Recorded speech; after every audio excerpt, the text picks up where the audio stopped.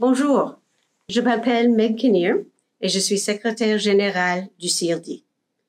Le CIRDI a modifié ses règles relatives aux procédures d'arbitrage, de conciliation, de médiation et de la constatation des faits. Il s'agit de la plus importante mise à jour des règlements de l'histoire du CIRDI. Ces nouvelles dispositions sont entrées en vigueur le 1er juillet. Dans cette courte vidéo, nous souhaitons mettre en avant les principaux changements apportés au nouveau règlement du CIRDI. Ma collègue, Anna Tubiana, va vous présenter quelques points essentiels des nouveaux règlements du CIRDI et vous fait part de notre programme de formation et d'information qui sera disponible dans les prochains mois. Merci. À vous, Anna. Merci, Meg. Les règles et règlements du CIRDI de 2022 ont été élaborés sur les 5 dernières années au travers de consultations de grande envergure avec les États membres du CIRDI, des arbitres, juristes, universitaires et d'autres utilisateurs. Ils ont été approuvés par une majorité significative des États membres du CIRDI le 21 mars 2022. Le texte des nouveaux règlements a été mis en ligne sur le site internet du CIRDI. Vous trouverez chaque ensemble de règles et règlements dans un livret séparé.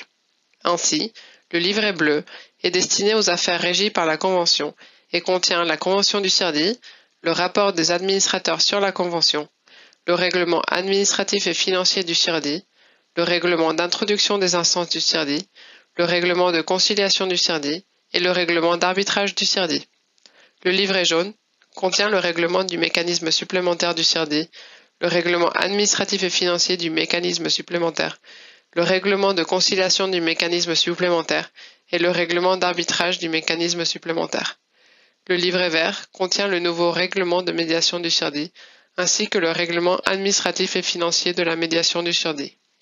Et le livret rouge contient le nouveau règlement de constatation des faits du CIRDI et le règlement administratif et financier de constatation des faits du CIRDI. Ces documents sont actuellement consultables dans la version numérique sur le site internet du CIRDI et seront bientôt disponibles en format papier auprès du centre et sur Amazon Books au cours des prochaines semaines. Vers la mi-juillet, le CIRDI publiera un site web actualisé contenant des commentaires et explications détaillées sur chacun de ces nouveaux ensembles de règlements.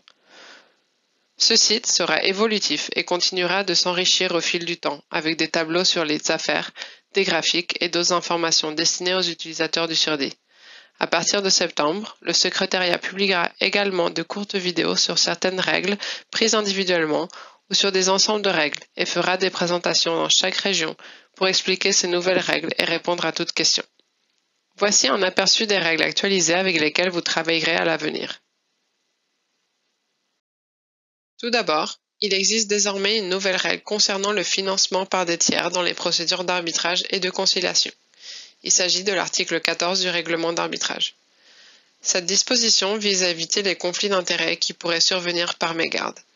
Cet article requiert que les deux parties déposent une notification écrite dès l'enregistrement de la requête d'arbitrage ou immédiatement après obtention de l'accord de financement par un tiers si celui-ci intervient plus tard dans la procédure.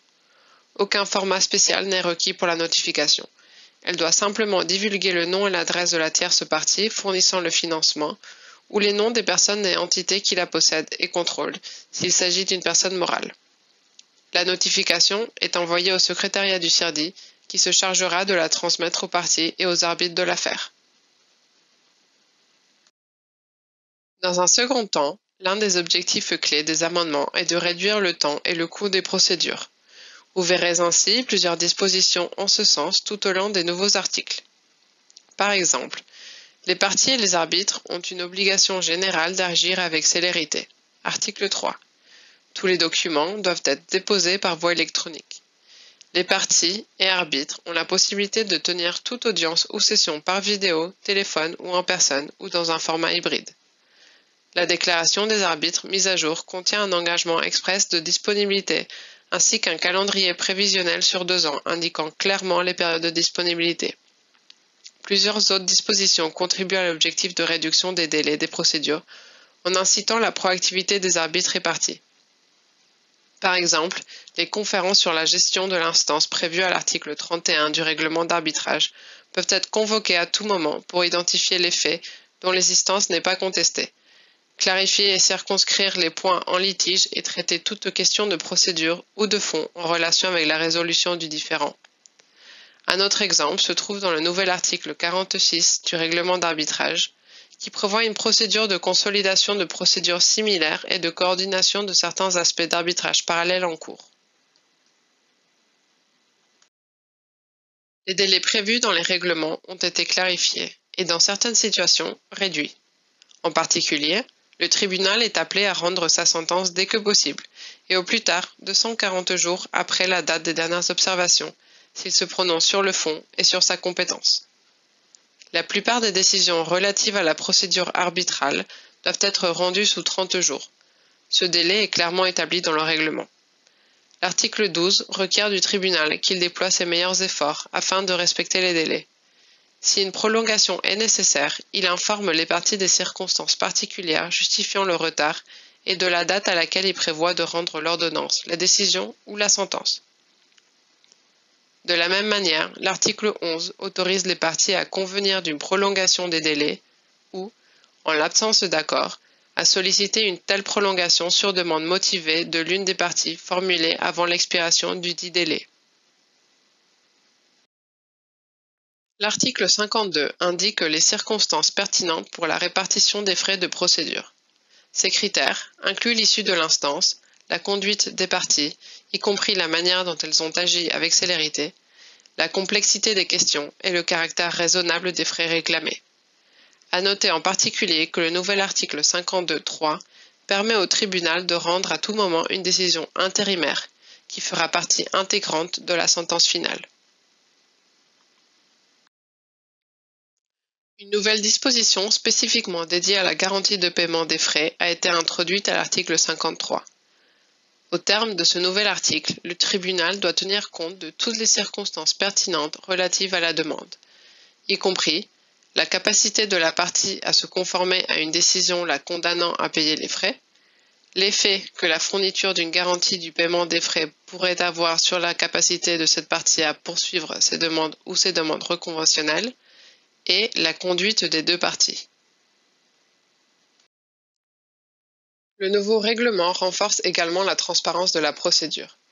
Les sentences arbitrales rendues dans les affaires régies par la Convention CIRDI continueront d'être publiées avec le consentement des parties, comme requis par la Convention. Article 62. Si aucune partie n'a soulevé d'objection à une telle publication, le consentement est réputé avoir été donné. Si une objection est faite, le CIRDI extraira le raisonnement juridique, comme cela a été le cas auparavant.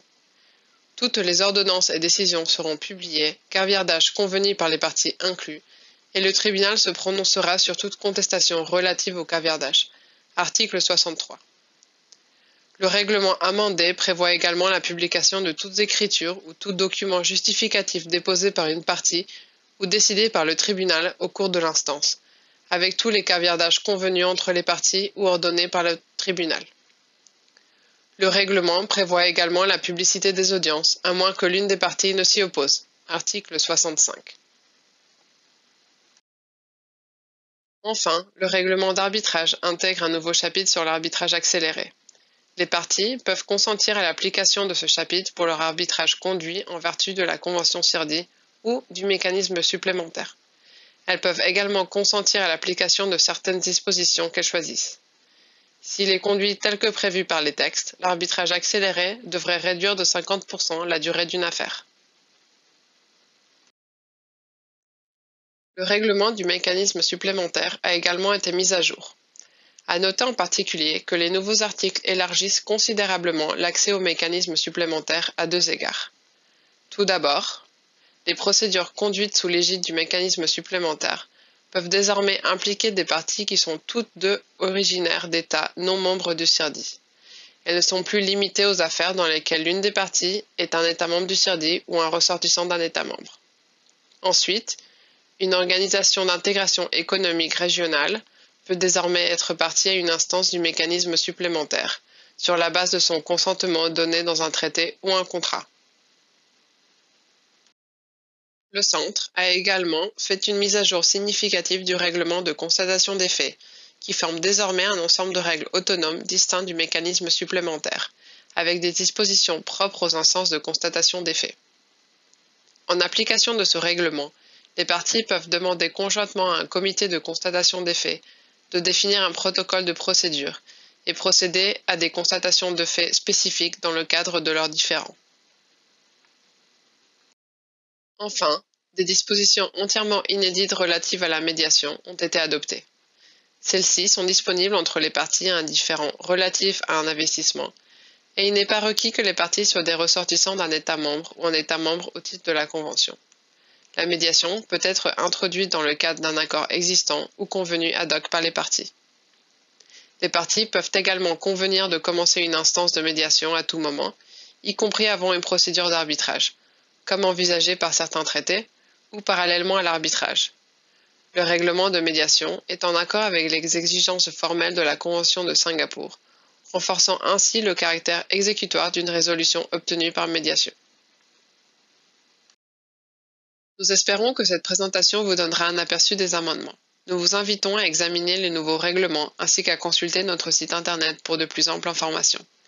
Nous vous encourageons à nous faire parvenir toute question ou tout commentaire, ainsi qu'à nous faire savoir dans le cas où vous seriez intéressé par la mise en place d'une session de formation sur ces nouvelles règles. Nous nous réjouissons par avance de travailler avec l'ensemble des parties impliquées dans la mise en œuvre de ces nouveaux règlements et sommes persuadés qu'avec nos communs efforts, ils constitueront un progrès important pour les parties, les arbitres, le centre, ainsi que le mécanisme de règlement des différends entre États et investisseurs.